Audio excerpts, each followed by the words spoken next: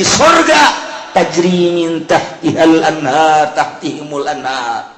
Bangunan ulah diceritakan, ulah dibayangkan cara di Kelapa Gading, ulah diceritakan, dibayangkan cara BSD. Tak bangunan naonan. Ulah dibayangkan ngeunah kurang horenganan. Nu ngeunah dalam dunia mah. Sapira bangunan kos itu di dunia mah nu nikmat. Cenah kelas 10 M, sapira 10 M. Cenah aya anu 50 M. Nu ngeunah di dunia mah. Rieuh nu aya.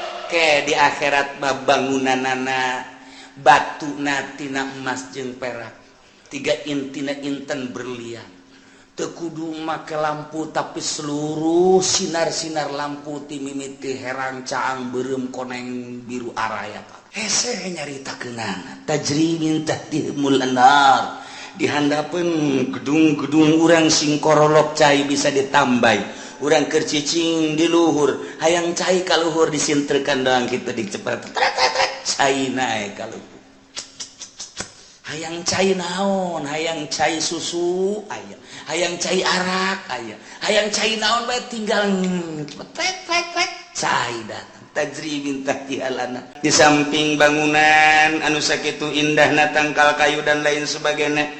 Urang teh di hadaman ku barudak-barudak widadari ngagalendotan urang hayang nu kumaha aya saurang dibere 70 geus urang kieu bae ge jeung capek-capek sedangkeun mantas dipake jadi parawan deui berubah beungeut ge isuk makos kuari makos ge isuk kos kitu isuk kos makin kasep makin geulis henteu angger beungeut urang pa ieu kos kieu isuk lain deui ieu lah maha kawasa Allah subhanahu wa ta'ala.